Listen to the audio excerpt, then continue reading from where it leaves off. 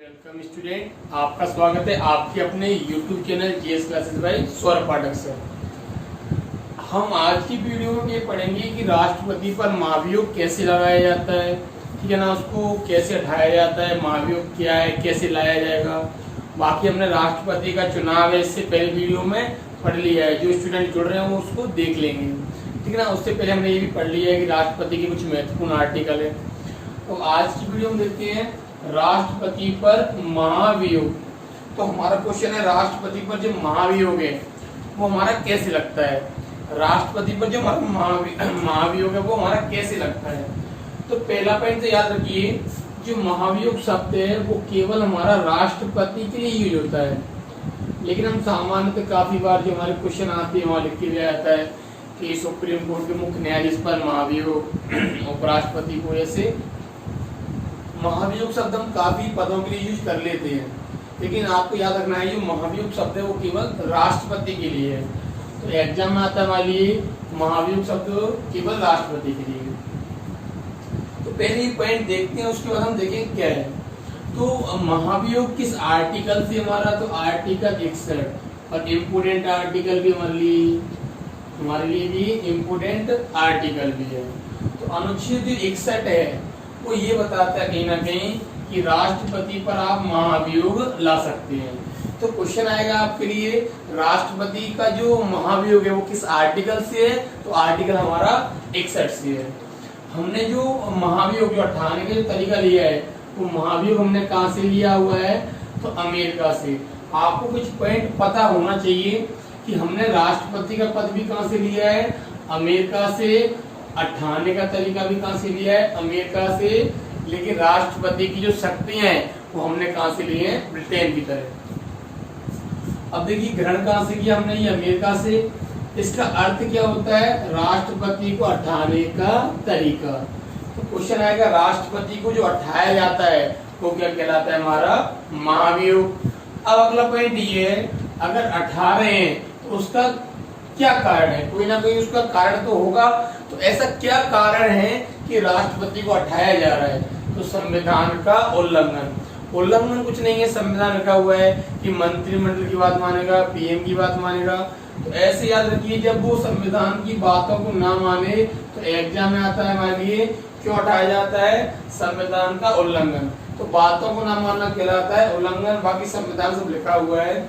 अब अगर राष्ट्रपति को आप हटा रहे हैं तो आप सूचना कितने दिन पहले देंगे हमारा, तो आप 14 दिन पहले राष्ट्रपति को हटाने की सूचना देंगे कि आप कहीं जाना मत है, सर आप कहीं चले जाओ, हम आपके लिए महाभियोग लेके आए।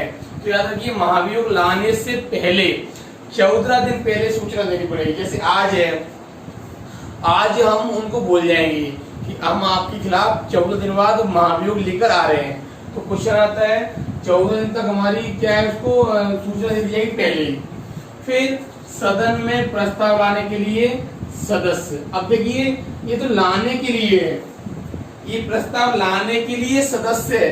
तो याद रखिए हमारे संसद में सदन होते हैं, लोकसभा, राज्यसभा।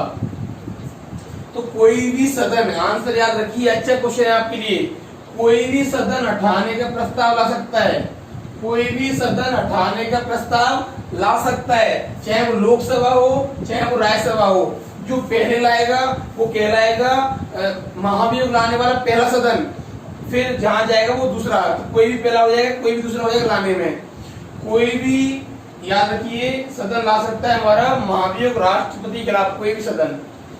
अब मान लिया हमने राज्यसभा में 250 मेंबर हैं, तो कम से कम 1/4 जब तक हाँ नहीं करेंगे, कम से कम 1/4 जब तक हाँ नहीं करेंगे, प्रस्ताव नहीं आया, प्रस्ताव पास नहीं हुआ है। प्रस्ताव को सदन में लाने के लिए सदन का 1/4, हमने देखा हुआ है अधिकतम 552 और वर्तमान 545।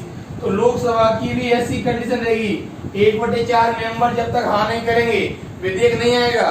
ये विधेयक आने के लिए प्रस्ताव है, पास करने के लिए आगे बढ़ते हैं।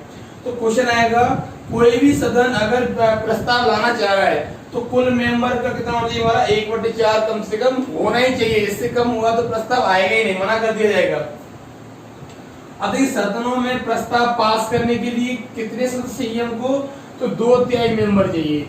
जैसे हमने मान लिया कि लोकसभा लेकर आ गया विधेयक, तो लोकसभा ले तो आया, अब लोकसभा पास करेगा इसको, तो कितने से पास करेगा? 2/3 से। अब 2/3 से पास कर देगा, विधेयक कहाँ पहुंचेगा? फिर राज्यसभा, राज्यसभा 2/3 से पास कर देगी, तो ये महाभियोग पूरा हो जाएगा। तो याद रखिए कुल सदनों के जो हमारा मेंबर है उसका 2/3 चाहिए उनको प्रस्ताव पास करना, तो लाने के लिए 1/4 और पास करने के लिए 2/3। अगला पॉइंट, जब ये महाभियोग पूरा हो जाएगा तो त्यागपत्र किसे देगा? ये उपराष्ट्रपति को। ये सही लिखा हुआ है, हो गया पूरा ये। तो याद रखिए जब ये महाभियोग पूरा हो जाएगा तो राष्ट्रपति त्यागपत्र किसे देगा? उपराष्ट्रपति को, और उपराष्ट्रपति इसकी सूचना भेजेगा लोकसभा अध्यक्ष को, लोकसभा अध्यक्ष को इसकी सूचना भेजेगा। एग्जाम भी आता है आपके लिए, तो क्वेश्चन आएगा आपके, जब महाभियोग पूरा हो जाएगा तो त्यागपत्र किसे देगा? उपराष्ट्रपति को, और उपराष्ट्रपति सूचना किसको देगा? लोकसभा अध्यक्ष को। और पद रिक्त हो गया, तो रिक्त पद को कौन चलाएगा? उपराष्ट्रपति हो। लेकिन फिर भी 6 महीने के अंदर उस पद को भरा जाएगा। मान लिया राष्ट्रपति का पद आज खाली हुआ और उपराष्ट्रपति ने फिर त्यागपत्र ले लिया, उपराष्ट्रपति बन जाएगा। राष्ट्रपति अधिकतम 6 माह के लिए, 6 माह के अंदर चुनाव कराना ही पड़ेगा। तो एग्जाम में आएगा राष्ट्रपति का पद खाली हो गया है, कितने टाइम में भरना है? तो आंसर क्या होगा हमारा? 6 महीने के अंदर उसको भरना पड़ेगा। अगर देखिए महाभियोग की प्रोसेस देखिए, अब तो यहाँ तो हमने कुछ समझ ही लिया है, अब कुछ यहाँ भी हम देखते हैं महाभियोग की प्रोसेस। ये पूरा हमने पढ़ लिया है, इसको एक बार रिपीट कर लेंगे बाद में। अब देखिए संसद के सदन जो हमारे 2 हैं, लोकसभा राज्यसभा, एक राष्ट्रपति होता है उसे अभी आप छोड़िए, लोकसभा राज्यसभा याद रखिए। अब इन दोनों में से कोई भी सदन जो है राष्ट्रपति को उठाने का प्रस्ताव ला सकता है, कोई भी सदन, चाहे वो लोकसभा हो चाहे वो राज्यसभा हो। तो याद रखिए आंसर होगा कि महाभियोग को कौन लाएगा? तो संसद, ठीक है ना, और कोई भी सदन उसको ला सकता है। अब जो भी सदन ला रहा है तो कुल आपके मेंबर का कितने विधेयकों चाहिए? 1/4। जैसे कोई प्रस्ताव है तो सदन का 1/4 व्यक्ति पहले हाँ करेगा कि आप प्रस्ताव ले आइए। तो हमने ये मान लिया लोकसभा प्रस्ताव लेके आ गया, तो लोकसभा प्रस्ताव कितने से लेके आया? 1/4 से। अब इसी प्रस्ताव को लोकसभा पास करेगा 2/3 से, 2/3 से लोकसभा पास करेगा। 2/3 को हम बोलते हैं विशेष बहुमत। तो विशेष बहुमत से क्या होगा? इसलिए पास करना पड़ेगा, इनको पास करना पड़ेगा। अब अगला पॉइंट, लोकसभा से विधेयक कहाँ पहुंचेगा? राज्यसभा में। प्रस्ताव को कहाँ पहुंचेगा? राज्यसभा में पहुंचेगा। राज्यसभा में क्या होगी? चर्चा होगी। अब राष्ट्रपति को बुलाया जाएगा, उनसे बोला जाएगा कि आप कमेटी उठाना चाहते हैं, क्या आप याचिका लगाना चाहते हैं? तो राष्ट्रपति बोलेगा आपको जो अच्छा लगे वो कर लीजिए, या राष्ट्रपति ऑब्जेक्शन उठा सकता हो तो समिति बन जाएगी, वो समिति फिर जांच करेगी। अब अगर देखते हैं राज्यसभा ने अगर 2/3 से पास कर दिया तो ये महाभियोग पूरा हो जाएगा, महाभियोग पूरा हो जाएगा, महाभियोग पूरा। तो एग्जाम भी आएगा आपके लिए हमारे लिए कि लोकसभा से 2/3 हो जाए, राज्यसभा से 2/3 हो जाए, महाभियोग हो जाएगा पूरा। और जैसे ही पूरा होगा तो त्याग पत्र किसे देगा? ये उपराष्ट्रपति को दे देगा त्याग पत्र। अब अगला पॉइंट ये है कि लोकसभा जो है वो पूरी वोट डालेगी। जैसे लोकसभा में 2 एंग्लो इंडियन भी होते हैं, एंग्लो इंडियन, वो एंग्लो इंडियन भी वोट डालेंगे 98 में। जब राष्ट्रपति का चुनाव हो रहा था ये एंग्लो इंडियन वोट नहीं डाल रहे थे, लेकिन जब राष्ट्रपति को उठाया जा रहा है तो ये दोनों वोट डालते हैं। फिर देखिए राज्यसभा में 12 भारतीय व्यक्ति थे मनोनीत, ये वोट नहीं डाल रहे थे चुनाव में, लेकिन जब राष्ट्रपति हटेगा तो ये वोट डाल सकते हैं। तो याद रखिए 2 एंग्लो इंडियन वोट डाल सकते हैं, और याद रखिए 2 हमारे राज्यसभा 12 राज्यसभा के मेंबर वोट डाल सकते हैं। तो पूरी लोकसभा, पूरी राज्यसभा और दोनों की मनोनीत वोट डाल सकते हैं। तो ये हमारा महाभियोग हुआ।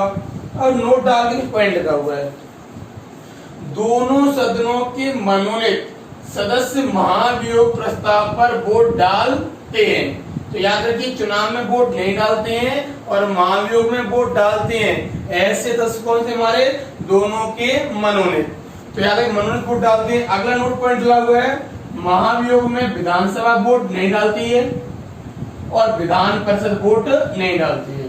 तो क्वेश्चन आएगा ऐसे सदस्य जो चुनाव में तो वोट डाल रहे हैं, महाभियोग में वोट नहीं डालते, तो आंसर क्या होगा हमारा? विधानसभा। विधानसभा चुनाव में तो वोट डाल रही थी, महाभियोग में वोट नहीं डाल रही है। तो विधानसभा वोट नहीं डालती, विधान परिषद वोट नहीं डालती, पूरी राज्यसभा डालती है, पूरी लोकसभा डालती है और दोनों के वोट डालते हैं। तो ये पूरी प्रोसेस क्या कहलाती है हमारी, महाभियोग।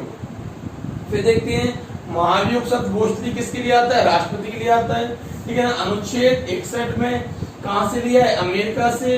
अर्थ क्या होता है, राष्ट्रपति उठाने का तरीका होता है। कारण क्या है, संविधान का उल्लंघन लाने की सूचना 14 दिन पहले दी जाती है। सदन में प्रस्ताव लाने के लिए सदन का 1/4 और पास करने के लिए 2/3, फिर जाकर त्याग पत्र देगा उपराष्ट्रपति को और एक पद भरा जाएगा 6 माह के अंदर मनोनयन वोट डालते ठाने में और चुनने में नहीं डालते। वीडियो अगर अच्छा लगा हो, हेल्पफुल लगा हो तो आप उसको शेयर सब्सक्राइब कीजिए।